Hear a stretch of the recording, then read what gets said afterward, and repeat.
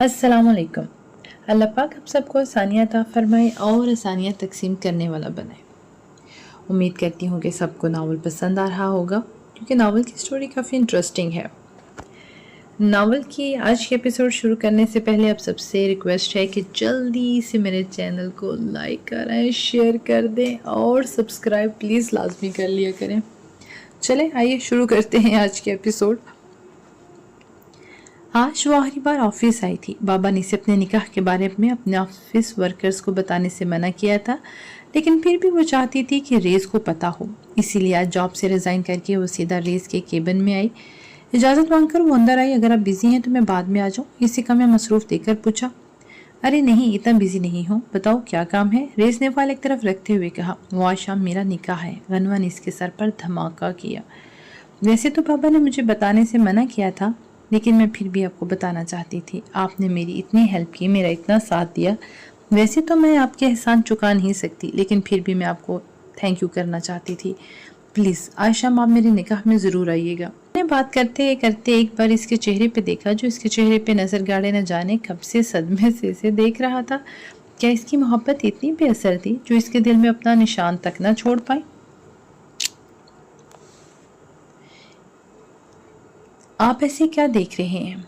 आएंगे ना मेरे निकाह में? गनवा ने मुस्कुराकर पूछा। नहीं।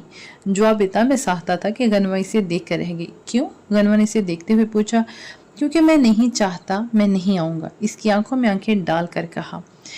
आई नो आप बहुत बिजी हैं, इतना काम होता है आपको। ओके, इट्स ओके, मैं समझ सकती हूँ, अब चलती हूँ। गनवा को इसका इस तरह से इनकार करना अच्छा तो ना लगा। फिर इसे लगा कि रेस पर ऑफिस की बहुत जिम्मेदारी है, वो हर वक्त ही किसी न किसी काम में उलझा रहता है। शायद वो बिजी होगा इसीलिए इनकार कर रहा है। इससे बात करके वो जाने लगी।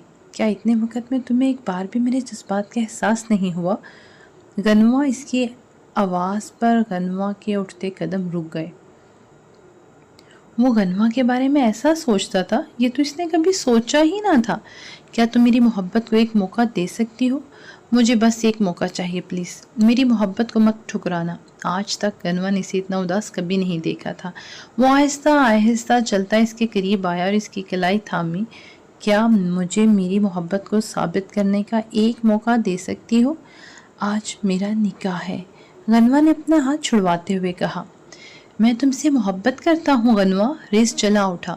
मैं उम्मीद करती हूँ कि आप मेरे निकाह में नहीं आएंगे। न जाने क्यों रेस के जज्बात और लोतीती आंखें इसे खौफ आने लगा। वो तकरीबन भागते हुए इसके केबिन से निकली और अपने घर की राह ली। अरादी और अबान किचन में कुछ कर रही थी जब शाह और हमजा वापस आए। हमजा की नज़रें तो आते ही मिशी को ढूंढने लगी, जबकि शाह फ्रेश होकर अपने कमरे में चला गया।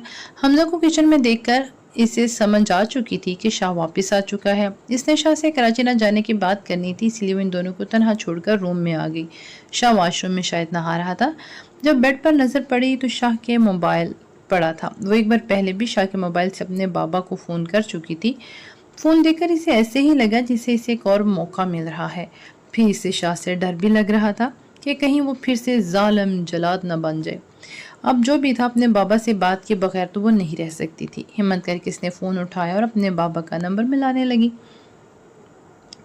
जब पीछे से अचानक किसी ने इसे आ घेरा। मोबाइल इसके हाथों से छूटकर क्लीन पर जा गिरा। सॉरी, तुम बिजी थी? किससे बात कर रही थी? या मैंने बात करने का मौका ही नहीं दिया? शाह ने मुस्कुराते हुए इसका रुख अपनी तरफ फेरा। वो फ़ोन नहीं कर रही थी किसी को, मैं तो बस देख रही थी। इसने बहाना बनाना चाहा। आज तो वो इसे जान से ही मार डालता। इसके उड़े हुए रंग और लड़खड़ाती जुबान पर शाह ने बेख्तियार कहका लगाया। तुम भी ना प्रिंसेस, हद करती हो। मैं आज ही तुम्हारे लिए ऐसा ही फ़ोन मंगवा दूंगा, लेकिन इस पर सिर्फ तुम मुझसे बात क्या करोगी? अबान हैरत से मुंह खोले से देख रही थी, ये जानते हुए भी कि ये झूठ बोल रही है। वो बिना कोई तासर दिए इसके लिए नए मोबाइल की बात कर रहा था।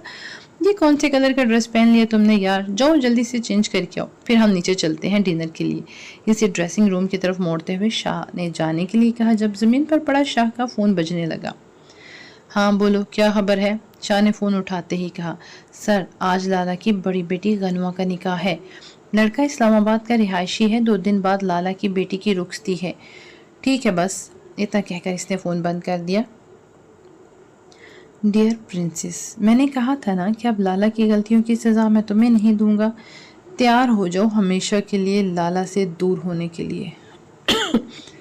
आज के बाद मेरी अबान सिर्फ मेरे बारे में सोचेगी और तुम इससे कराची ना जाने के बारे में बात करने वाली थी ना। अब तुम मुझे खुद कहोगे कराची चढ़ने के लिए। कितना टाइम लगाओगी प्रिंसेस, मैं कब से वेट कर रहा हूँ, इसने ड्रेसिंग रूम का दरवाज़ा खटखटाते हुए कहा, जबकि अबान ने एक ही सेकंड ज़ाया के बगैर दरवाज़ा खोल दिया। मैं तैयार हूँ, चलिए। अबान ने दरवाज़ा खोलते ही गया और एक साइड से निकलने लगी, क्योंकि ड्रेसिंग रूम के पूरे दरवाजे पर तो इशार रास्ता रोके खड़ा था। जबकि अपना पसंदीदा लिबास में अबान को देखकर बेखुद सा हो गया था, लेकिन फिलहाल खुद को कंट्रोल में रखने का वक्त था, क्योंकि अबान के साथ एक नई जिंदगी वो कराची जाकर शुरू करने वाला था। और वैसे भी अब अबान की मर्जी के खिलाफ इसके पास जाना भी नहीं चाहता था। इसे यकीन था कि अबान अब इसके पास खुद आएगी। इसका हाथ थामकर वो कमरे से बाहर ले आया। क्या बात है रादिया, आज तुम काफ़ी उदास लग रही हो, तुम्हारी तबीयत तो ठीक है? हमजा कब से इसे एक ही पोजीशन में बैठे देखकर पूछने लगा। रादिया जो निगाह बेगम की फ़ोन कॉल के बारे में सोच रही थी, हमजा की आवाज़ इस तरह सर चूंकि जैसे चोरी करते पकड़ी गई हो। नहीं, मैं उदास नहीं हूँ, तबीयत भी ठीक है मेरी। अपने माथे पर कपकपाता हाथ रखकर खुद को यकीन दिलाया कि वो ठीक है। तुम्हारी तबीयत ठीक है तो इस तरह क्यों घबरा रही हो? नहीं हमजा, मैं ठीक हूँ, बस थोड़ा सा सर दर्द है। रादिया ने बहाना बनाया। मैं तुम्हारे लिए चाय का कप कहता हूँ, इसे बोलकर किचन में जाने लगा, जब रादिया ने रोका। नहीं, अब ज़रूरत नहीं, अब डिनर का वक़्त हो गया है, खाना खाकर थोड़ी देर सो लूँगी तो मैं ठीक हो जाऊँगी। मुलाजमा ने डिनर टेबल पर खाना लग जाने का बताया तो वो दोनों बाहर आ गए। निगाह बेगम इसके फ़ोन नंबर तक पहुंच चुकी थी, तो यकीनन इसके घर पर भी ज़रूर गई होगी। वो इसके बारे में सब कुछ जान चुकी होगी। रादिया को डर लग रहा था, लेकिन अपना डर किसी के साथ वो शेयर भी नहीं कर पा रही थी। सब मेहमान आ चुके थे। निकाह शुरू होने में थोड़ा ही वक्त रह गया था।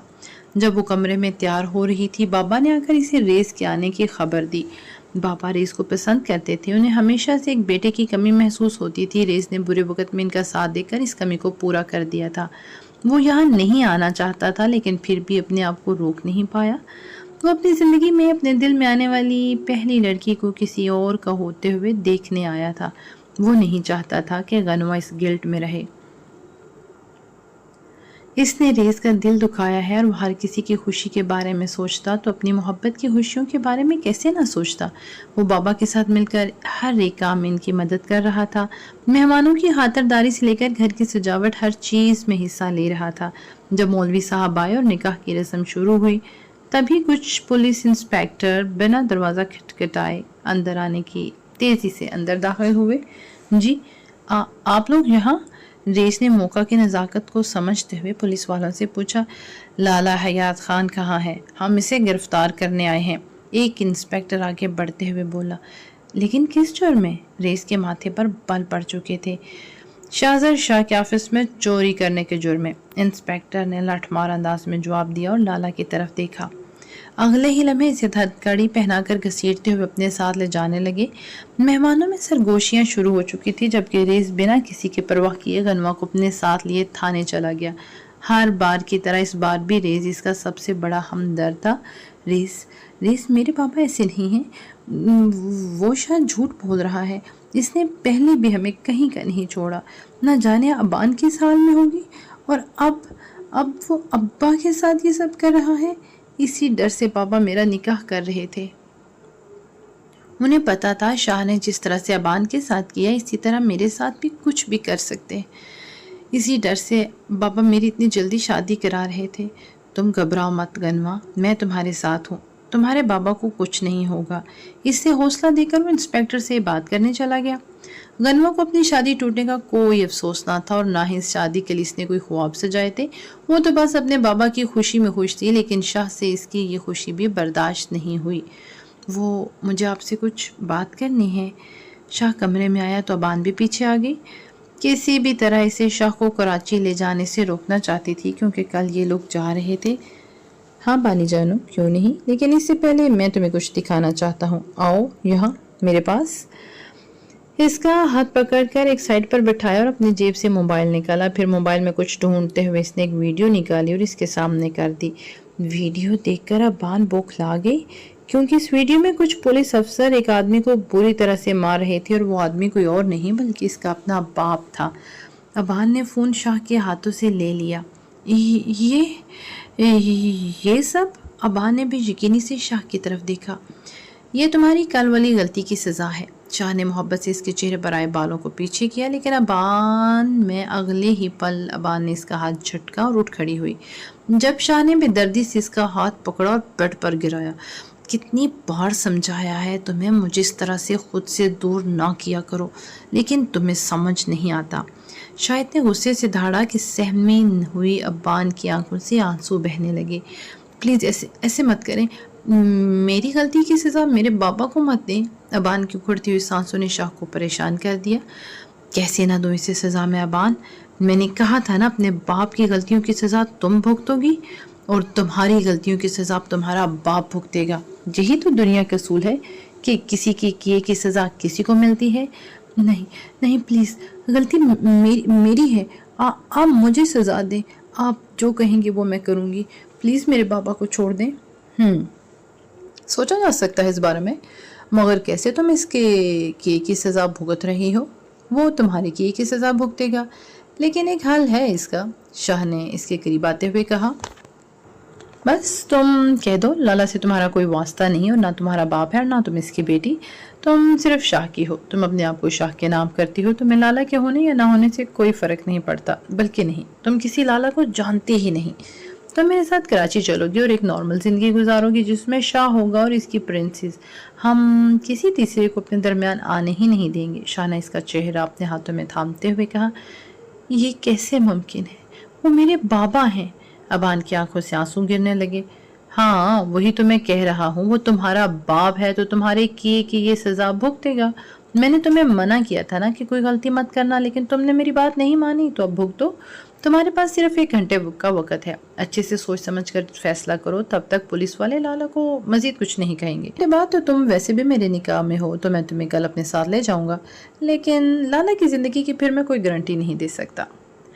लेकिन अगर तुम वादा करो कि तुम लाला से कोई ताल्लुक़ नहीं रखोगी और इससे हर रिश्ता तोड़ दोगी और भूल कर भी मेरे साथ बेवफाई नहीं करोगी और एक नई ज़िंदगी की शुरुआत करोगी, तो लाला बच सकता है। बस इतना कहकर वो चला गया, जबकि अपना मोबाइल वहीं छोड़ गया जिसमें अबान बार बार अपने बाप को मार खाते हुए देख रही थी। मालिक मकान ने उन्हें घर से निकाल दिया था। इंतज़ार से थक हार कर आमना शाह आज शाह हवेली चली आई थी। हवेली कैसी दुल्हन की तरह सजाई गई थी। यकीनन यहाँ कोई शादी थी। एक औरत और बच्चे को देखकर हयात इनकी तरफ आया। इस बच्चे की शख्सियत में अजीब सा गरूर था, जिसे देखकर ही लाला को कुछ अजीब सा लगा। क्या आपको कुछ काम है? लाला इस शाह के चप्पे चप्पे से वाकिफ था। ये कैसे हो सकता है कि किसी अनजान को इस तरह से हवेली के अंदर आने देता? मैं शामिर शाह की बीवी आमना हूँ और ये इनका बच्चा शाहज़र। हमें इनसे मिलना है। आमना ने भी बिना तमहीद बांधे उसे कहा। आप यहीं रुके, मैं शाह साहब को खबर करके आता हूँ। इसे वहीं रोककर वो सीधा बाबा के पास आया था। उन्हें खबर देकर बाहर ले आया। आमना को हवेली में देकर बाबा गुस्से से इसकी तरफ आए। तुम्हारी हिम्मत कैसे हुई हमारी हवेली में कदम रखने की, घटिया औरत? वो गुस्से से धाड़ते हुए बोले। इनके इस तरह से धाड़ने पर शाह ने आमना का हाथ थामा। मुझे यहाँ आने का कोई शौक नहीं, मुझे बस शामिर से मिलना है। इनके मुंह से अपने लिए गाली सुनकर और आमना को भी अच्छा खासा गुस्सा आया, लेकिन वो इस वक्त सिर्फ शामिर से मिलना चाहती थी, जो अपने माँ बाप के घर आकर अपने बेटे और अपनी बीवी को भूल चुका था। शामिर तुमसे नहीं मिलना चाहता। ये हवेली की सजदक देख रही हो, इसे तुम्हें अंदाज़ा हो चुका होगा कि इस हवेली के इकलौते वारिस शामिर शाह का आज निकाह है। लबों पर तन से मुस्कुराहट सजाकर उन्होंने आमना के पैरों तले से ज़मीन ही खींच ली थी। ये आप क्या कह रहे हैं? शामिर ऐसा कभी नहीं कर सकते। इनका 10 साल का बच्चा है, वो मुझे धोखा नहीं दे सकते। आमना तड़प उठी थी। मेरे शामिर का बच्चा? हाँ, आज से ये यहीं रहेगा हमारे साथ। बाबा ने मोहब्बत से शाहज़र को देखा, जो इनकी बात सुनकर अपनी माँ के साथ तकरीबन चिपक चुका था। आओ बेटा, यहाँ आओ, तुम्हारे बाबा अंदर हैं। हयात लाला को बाबा का इशारा मिलते ही वो आगे बढ़ा और शाह का हाथ थामा और हवेली के अंदर जाने लगा। छोड़ो छोड़ो मेरे बच्चे को, वो मेरे साथ जाएगा। तुम लोग इसे मुझसे अलग नहीं कर सकते। आमना इसके पीछे जाने लगी जब बाबा ने बेदर्दी से इसका बाजू पकड़ा और तकरीबन घसीटते हुए हवेली से बाहर ले गए। तुम जैसी औरत की हमारी हवेली में कोई जगह नहीं, दफा हो जाओ यहाँ से और आइंदा कभी अपना चेहरा भी मत दिखाना। लाला हयात लाला शाहजर को लेकर अंदर आया, जहाँ इसने देखा कि खूबसूरत लड़की के साथ इसका बाप बैठा हुआ है। 10 एक ना समझ बच्चा अपनी माँ की सौतन को अपने बाप के पहलू में बैठे देखकर अब बहुत कुछ समझ चुका था। इसने एक झटके से हाथ लाला के हाथ से छुड़वाया और भागते हुए हवेली से बाहर जाने लगा, जहाँ इसका दादा इसकी माँ को धक्के मारकर निकाल रहा था। वो भागकर अपनी माँ के सीने से जा लगा। मामा, बाबा भी आतिफ के बाबा की तरह हमें छोड़कर चले गए। शाहजर पिलक पिलक कर रोते हुए बोला। हयात, अलग करो इस औरत से हमारे पोते को। बाबा ने हयात लाला को हुक्म दिया तो हयात लाला ने हुक्म की तामील करते हुए इनकी तरफ बढ़ा। खबरदार जो मेरी माँ को हाथ लगाया वरना हाथ जड़ से अलग कर दूंगा, शाहजर ने चलाते हुए कहा। वो इस वक्त किसी भी लिहाज से 10 साल का एक मासूम बच्चा नहीं लग रहा था। चलिए मामा, हम बाबा के साथ नहीं रहेंगे। बाबा भी आतिफ के बाबा की तरह गंदे हैं, हम अब कभी इनसे नहीं मिलेंगे। अपने मासूम नन्हे से हाथ से अपनी माँ का हाथ पकड़ा और सहारा देकर खड़ा किया। आमना के चेहरे पर एक गरूर था जो हयात और बाबा ने नोट किया। आज एक माँ ने अपने नन्हे से मासूम बच्चे का हाथ इस तरह से थामा था जैसे किसी जवान बेटे का सहारा मिल गया हो। साईं, शाहजर बाबा तो बिल्कुल आप पे गए हैं, आपने देखा वो बिल्कुल आपकी तरह बात करते हैं। हयात की बात सुनकर बाबा मुस्कुराए। हमारे पोते को हमारे पास होना चाहिए हयात, हमें हमारा पोता चाहिए। फिक्र न करें साईं, लेकिन शमीर साईं को क्या जवाब देंगे? अगर आमना मर जाएगी तो शाहजर का ख्याल इसका बाप ही रखेगा ना। बाबा ने चेहरे पर शातराना मुस्कुराहट सजाकर कहा, जिसे देखकर लाला भी मुस्कुराया। आप बेफिक्र हो जाएं साईं, आपका काम हो जाएगा। हमें तुम पर पूरा यकीन है हयात कि तुम हमारा कोई हुक्म नहीं डाल सकते। रेस हर मुमकिन कोशिश कर रहा था लाला को बाहर निकालने की, लेकिन इसकी हर कोशिश को शाह ने नाकाम बना दिया था। रेस को समझ नहीं आ रहा था कि आखिर शाह के लोगों के साथ क्या दुश्मनी है, वो भी इस तरह इनसे बदला लिए जा रहा था। एक थप्पड़ की वजह तो ये सब कुछ नहीं हो सकता, और अगर ये सब कुछ इस थप्पड़ की वजह से हुआ था तो इसे बदला गनवा से लेना चाहिए था, ना कि लाला और अबान से। तो जितना सोच रहा था इतना ही उलझ रहा था। रेस बेटा, तुमने मुझ पर बहुत एहसान किए हैं, एक और एहसान करोगे?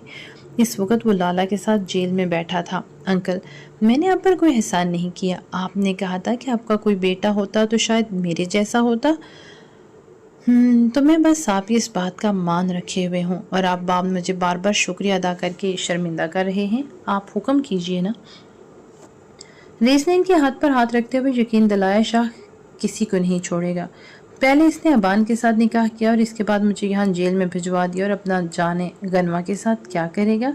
मुझे डर है कि वो मेरी बेटी के साथ कुछ बुरा ना कर दे, इसी डर से मैं इसका निकाह कर रहा था, लेकिन अब तो वो भी नहीं हो सका। तो क्या तुम मुझ पर एहसान करके मेरी बेटी गनवा से निकाह करोगे? कोई ज़बरदस्ती नहीं है, तुम आराम से सोच लो। ये निकाह एक आर्जी निकाह होगा। मैं जब जेल से बाहर निकलूँगा तो बेशक तुम इसे आज़ाद कर देना, बस जब तक मैं यहाँ पे हूँ तो मेरी बेटी के लिए साहिबान बन जाओ। बाबा ने इसके सामने हाथ जोड़ते हुए कहा। चलो चलो जी, उसके तो अपने दिल की मुराद पूरी होने लगी है। अंकल, ये आप क्या कह रहे हैं? गनवा इस निकाह के लिए कभी तैयार नहीं होगी। रेस को ज़्यादा फिक्र गनवा की थी। तुम फिक्र मत करो, गनवा से मैं बात करूँगा। पहले भी तो वो मेरी मर्जी से निकाह कर रही थी, वो इनकार नहीं करेगी। बस लाला ने एक बार फिर से इसके सामने हाथ जोड़े, जिसे रेस ने थाम लिया। आप गनवा से बात करें, मैं मौलवी साहब का इंतज़ाम करता हूँ, लेकिन इसके बाद आप मुझे सारी सच्चाई बताएंगे। रेस ने शर्त रखी। हाँ, मैं तुम्हें सब बता दूंगा बेटा, लेकिन फ़िलहाल मेरी ये मुश्किल आसान कर दो। बाबा, ये आप क्या कह रहे हैं? ये मुमकिन नहीं है, प्लीज़। इसने हर मौके पर हमारा साथ दिया है, इसका मतलब ये हरगिज़ नहीं कि हम इसे इसके एहसानों की इस तरह से सज़ा दें। नहीं बेटा, तुम फिक्र मत करो, मैंने इससे बात कर ली है और मैंने इसे कह दिया है कि ये निकाह आर्जी होगा। वो जब चाहे तुम्हें छोड़ दे, ज़िंदगी भर के लिए तुम्हें थोड़ी अपने साथ बांध रहा है। सिर्फ कुछ वक्त की बात है, जब तक ये सब ठीक नहीं हो जाता। इसके बाद तुम दोनों आज़ाद हो जाओगे। मैंने इसको बहुत मुश्किल से मनाया है बेटा, अब तुम इनकार मत करना। बाबा के अल्फाज जहन्नुम की हवा से कम ना थे। वाह वाह, व्हाट अ फैंटास्टिक लाइंस। बाबा के अल्फाज जहन्नुम की हवा से कम ना थे। इसके बाप ने इस शख्स की मिन्नतें करके इसे निकाह पर राजी किया था जो इससे मोहब्बत का दावेदार था। आज ही इसकी मोहब्बत को अपने कदमों में रोनने आई थी और आज रात ही इस शख्स ने इसे अपने कदमों में ला गिराया था। मौलवी का इंतज़ाम होते ही निकाह की रस्म अदा की गई। गनवा हयात खान गनवा शाहरेज़ खान बन गई, लेकिन इसके लिए ये कोई खुशी की बात ना थी, क्योंकि ये निकाह तो बस चंद दिनों का था, एक आर्जी निकाह। न जाने क्यों इसका दिल घबरा रहा था। लग रहा था कि शाह साईं के आदमी से ढूंढने ज़रूर आएंगे। इसीलिए शाहजर को अपने साथ कराची वापस ले जाने के बजाय वो लाहौर जा रही थी। शोहर को खो चुकी थी और अपने बेटे को खोने का रिस्क वो ले ही नहीं सकती थी। मामा, मालिक मकान ने तो हमें घर से निकाल दिया, अब हम कहाँ रहेंगे? शाहजर ने पूछा। दुनिया में अल्लाह ने हर किसी का ठिकाना बनाया होता है, हमारा ठिकाना भी ज़रूर कहीं ना कहीं होगा, तुम फिक्र मत करो, हम बहुत जल्द अपने ठिकाने पर पहुंच जाएंगे। आमना ने अपने दुपट्टे से इसका माथे का पसीना साफ किया। यहाँ पर भी उन्हें कोई घर कोई मकान न मिला तो कोई भी, क्योंकि एक अकेली और औरत और बच्चे को मकान देने को तैयार ना था। बहुत ढूंढने के बाद भी उन्हें कोई ठिकाना न मिला। एक रात तो जैसे तैसे सड़क पर गुजर गई, लेकिन दूसरे ही दिन शाहजर को बहुत तेज़ बुखार हो गया और अब इसके पास ना तो कुछ खाने के पैसे थे और ना ही शाह का इलाज करवाने के लिए।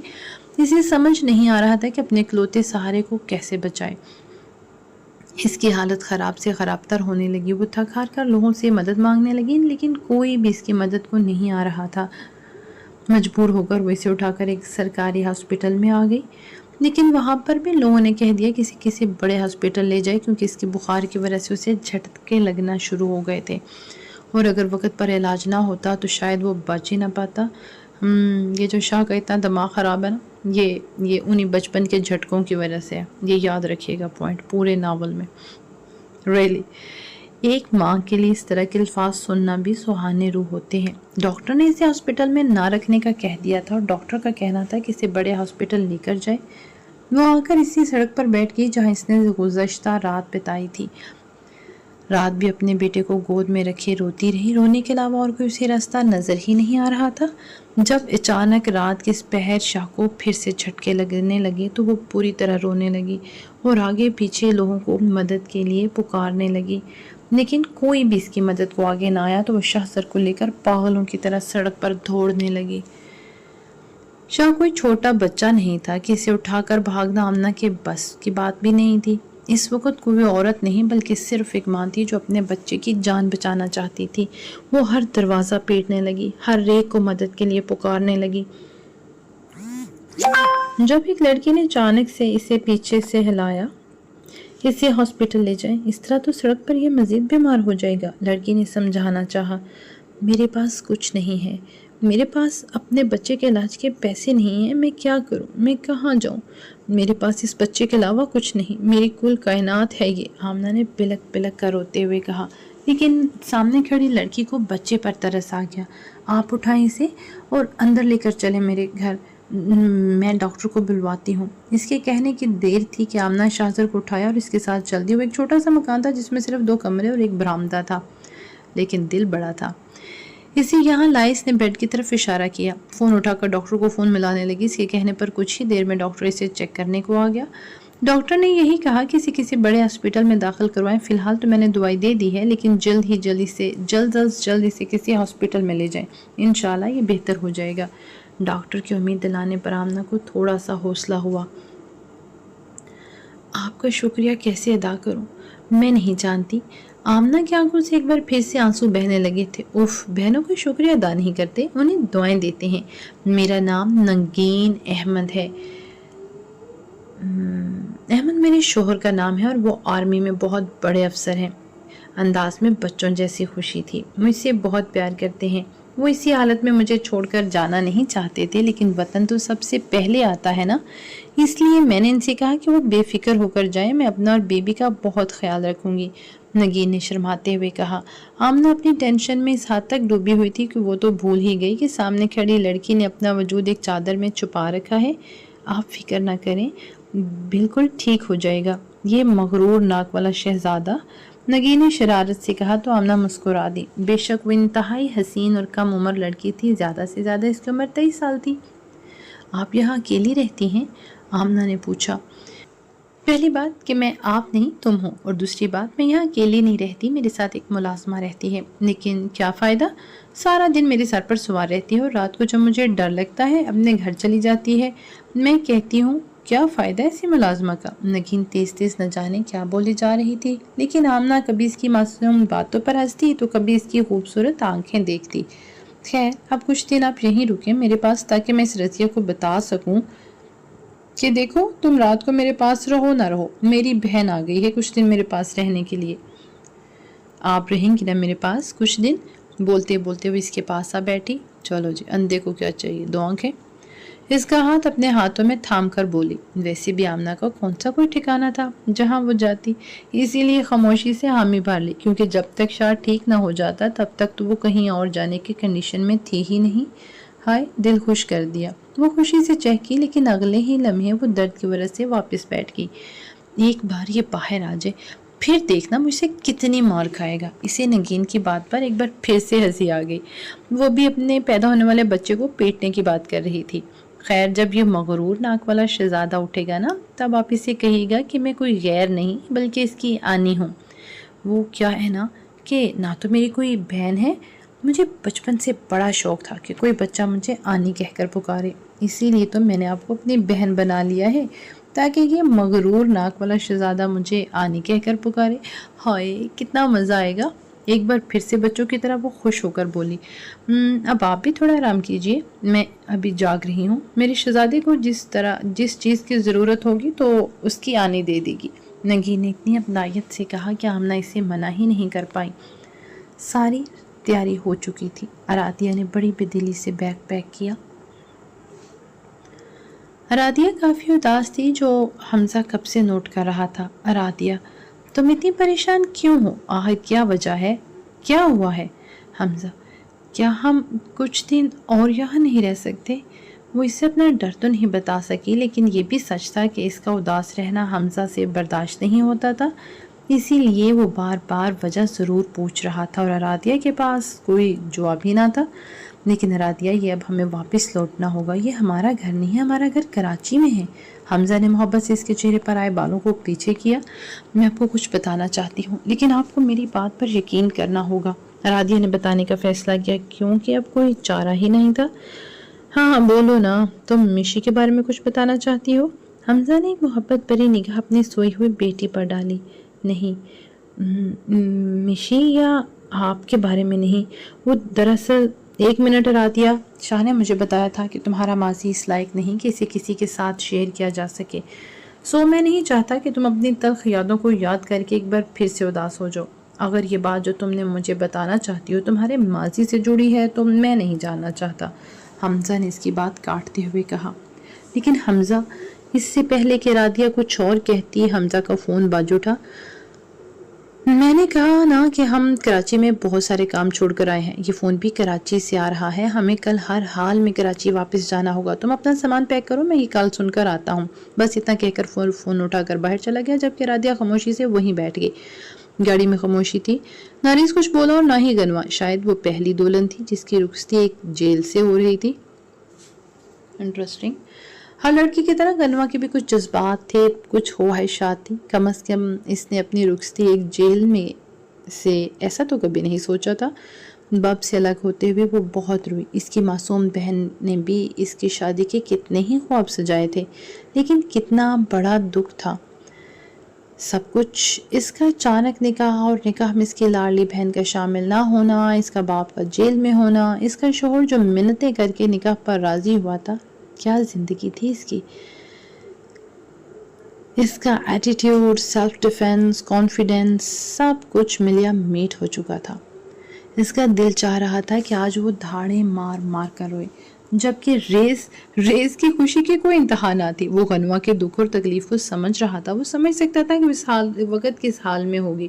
جب سے لالا نے اسے بتایا تھا کہ غنوہ کی شادی اپنی مرضی سے نہیں بلکہ اپنے باپ کی مرضی سے کر رہی تھی اور اس شادی کو لے کر اس کے اندر کوئی جذبات نہ تھے، تو ریز پرسکون ہو چکا تھا۔ اسے یقین تھا جو چیز دل سے مانگی جائے وہ ضرور ملتی ہے، اور غنوہ تو اس کی محبت تھی جس کو اس نے دل سے مانگا تھا، اور آج وہ اس کے ساتھ تھی تو ممی سے مل کر بہت خوش ہوگی۔ ویسے تو امی کو میری شادی کو لے کر بہت سارے خواب تھے جو ادھورے رہ گئے، لیکن تم فکر مت کرو، میں ولیمہ بہت دھوم دھام سے کرواؤں گا۔ میں سمجھ سکتا ہوں تم جن حالات سے گزر رہی ہو، اس طرح کی باتیں تمہیں بہت عجیب لگ رہی ہوں گی، لیکن تم شاید جانتی نہیں میں میڈیا میں ہوں اور یہ نیوز پھیل گئی کہ میں نے اچانک شادی کر لی ہے تو نہ جانے کیا کیا خبریں بن جائیں گی، اس لیے زیادہ لوگوں کو نہ صحیح لیکن اپنے سرکل کے لوگوں کو تو مجھے بتانا ہی پڑے گا۔ ریز اتنا ریلیکس کیسے تھا؟ غنوہ سمجھ نہیں پا رہی تھی۔ صبح کی بے عزتی کو بھلا کر وہ بالکل نارمل تھا، لیکن کیسے؟ وہ اسے گھر لے کر آیا، اپنی بیمار ماں سے ملوایا۔ غنوہ کو اس کی ماں کی حالت دیکھ کر بہت برا لگا، جو کافی بری حالت میں تھی، ٹی بی کی وجہ سے وہ بہت کمزور ہو چکی تھی۔ غنوہ کو امید نہ تھی کہ وہ اتنے کھلے دل سے قبول کر لیں گی۔ انہوں نے جب اسے اپنے گلے سے لگایا تو وہ پھوٹ پھوٹ کر رو دی۔ جبکہ ریس نے فون پر ان کو اپنے نکاح کے بارے میں سب کچھ بتا دیا تھا، وہ چاہ کر بھی اپنے بہو کے استقبال کے لیے کچھ نہ کر پائیں۔ ماں کی نرم و ملائم آغوش پا کر غنوہ نیند کی وادیوں میں وہیں کھو گئی۔ ریس تم جاؤ اپنے کمرے میں آرام کرو، غنوہ بیٹی میرے پاس ہی سوئے گی۔ گڈ، اماں نے کہا تو ریس نے مسکرا کر غنوہ کو دیکھا جو مزے سے اس کی ماں کی گود میں سو رہی تھی۔ اب تو تمہاری ہی ہے زندگی بھر، دیکھتی رہنا، ماں نے شرارت سے کہا تو ریس کمرے میں چلا گیا۔ 1 گھنٹے کا وقت گزرے بھی نہ جانے کتنا وقت گزر چکا تھا، لیکن ابان ابھی تک کمرے سے باہر نہیں نکلی تھی۔ شاہ اس کی کنڈیشن کو خوب سمجھ رہا تھا، اس لیے اس نے اسے بالکل ڈسٹرب نہیں کیا تھا۔ اس کا فون مکمل لاک تھا، سوائے اس ویڈیو کے وہ نہ تو کسی کو فون کر سکتی تھی اور نہ ہی اس کے فون میں کچھ چیک کر سکتی تھی۔ ویسے تو وہ جانتا تھا کہ اس کی ابان اتنی عقل مند نہیں کہ وہ اپنے باپ کی ویڈیو کو چھوڑ کر کچھ اور چیک کرے، لیکن پھر بھی اس نے تھوڑی احتیاط برتی تھی۔ تقریباً 2.5 گھنٹے سے وہ ٹی وی کے سامنے بیٹھا تھا اور اب برداشت کی انتہا ہو گئی تھی تو اٹھ کر اپنے کمرے میں چلا آیا۔ جہاں اس نے ابان کو چھوڑا تھا وہ وہیں بیٹھے بس روئے جا رہی تھی۔ اسے اپنی پرنسس پر بہت ترس آیا اور اسے تکلیف نہیں دینا چاہتا تھا، لیکن وہ کیا کرتا، وہ مجبور تھا اپنی دماغی حالت سے۔ اسے اپنی آنی اور اپنی ماں کا بدلہ لینا تھا۔ وہ اپنے ماں کے قاتل کو شاید معاف کر دیتا، لیکن اپنی آنی کی عزت کے لٹیروں کو تو وہ کبھی معاف نہیں کرے گا۔ تو کیا فیصلہ کیا تم نے؟ سارا ترس اور ایک محبت ایک طرف رکھ کر اس نے سخت سرد مہری سے پوچھا۔ اس کی آواز سن کر ابان اٹھ کھڑی ہوئی۔ آپ جو کہیں گے میں کروں گی، میں آپ کے ساتھ کراچی جانے کو تیار ہوں، آپ جیسے کہیں گے میں ویسے ہی کروں گی، پلیز میرے بابا کو چھڑوا دیں۔ اب میں کبھی آپ سے بھاگنے کی کوشش نہیں کروں گی۔ رونے کی وجہ سے ابان کا سارا جسم لرز رہا تھا۔ وہ تو میں جانتا ہوں، تم وہ کہو جو میں سننا چاہتا ہوں، کہ لالا سے تمہارا کوئی تعلق نہیں، نہ تم اس کی بیٹی ہو نہ ہی وہ تمہارا باپ۔ چلو شاباش، بولو کہ تم صرف شاہ کی ہو، تمہارا جینا مرنا ہنسنا بولنا سونا جاگنا سب کچھ شاہ کا ہے، بولو۔ وہ زور سے دھاڑا۔ میں صرف آپ کی ہوں، ابان نے روتے ہوئے بولی۔ گڈ گرل، آگے۔ شاباش، شاہ نے محبت سے پچکارا۔ بابا سے کیا کہا تم نے؟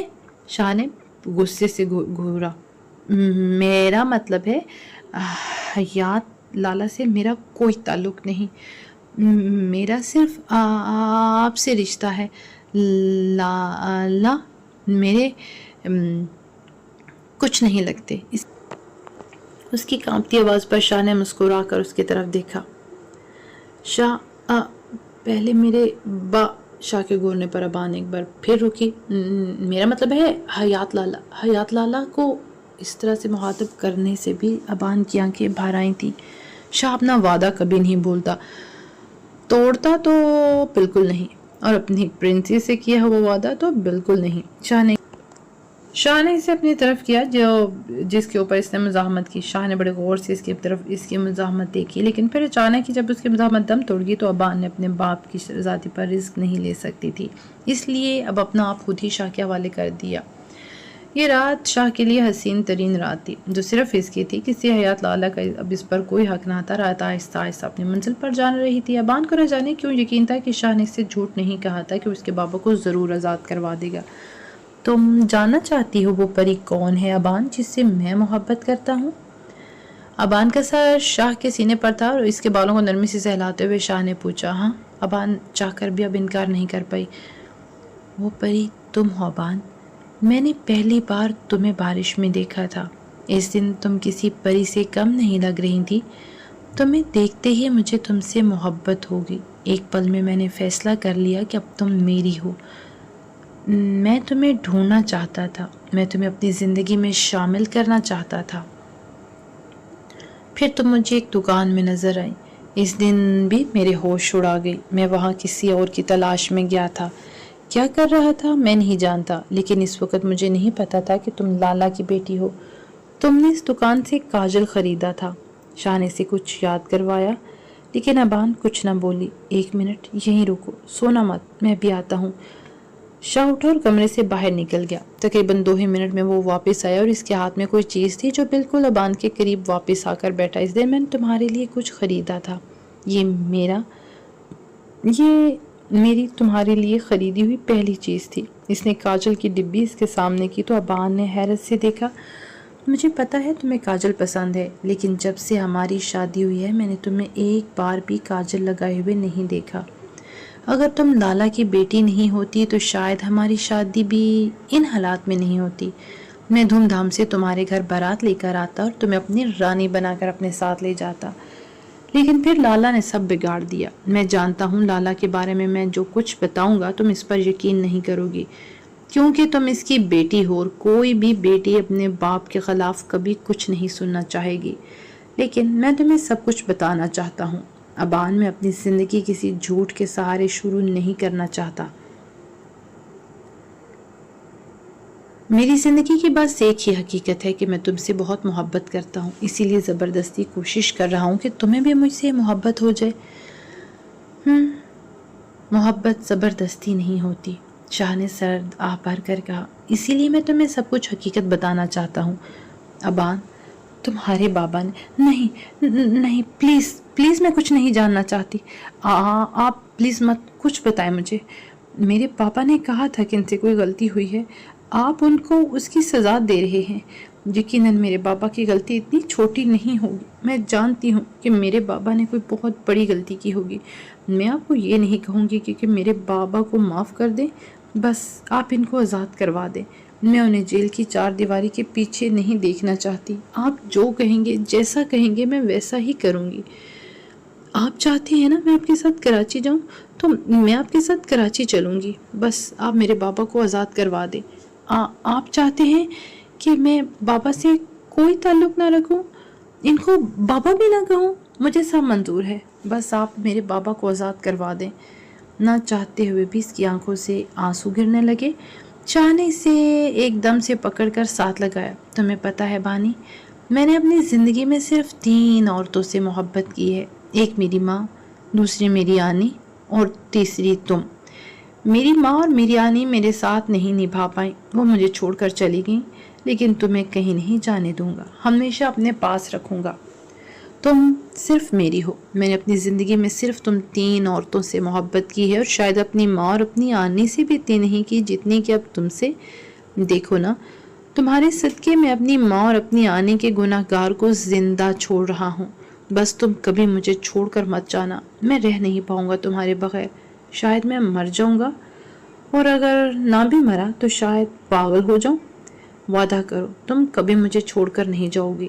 اسے خود سے الگ کر کے اس نے اس کی آنکھوں میں آنکھیں ڈال کر کہا، میں وعدہ کرتی ہوں میں آپ کو چھوڑ کر کبھی نہیں جاؤں گی، لیکن کیا آپ میری ایک آخری خواہش پوری کریں گے؟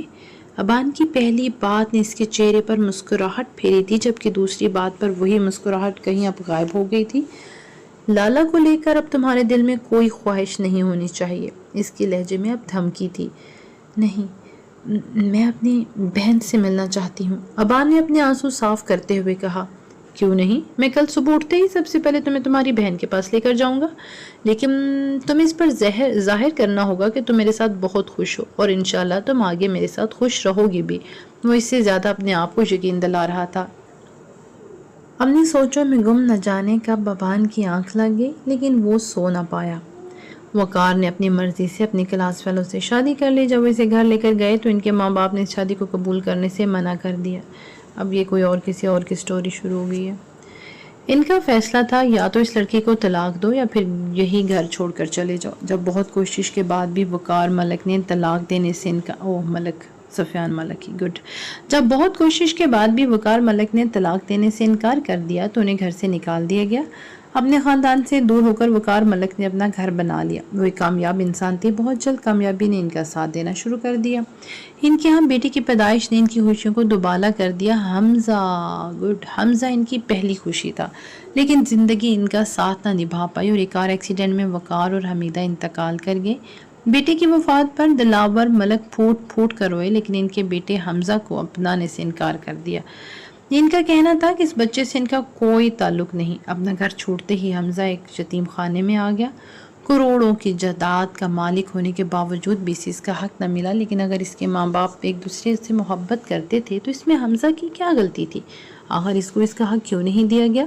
وہ ہمیشہ سے اپنا خاندان پہچانتا تھا، وہ جانتا تھا کہ وہ دلاور ملک کا پوتا ہے، لیکن اسے اپنا حق جتانے کی اجازت بھی نہیں دی گئی۔ اسے بس اتنا پتا تھا کہ اس دنیا میں اہمیت صرف پیسے والے لوگوں کی ہے۔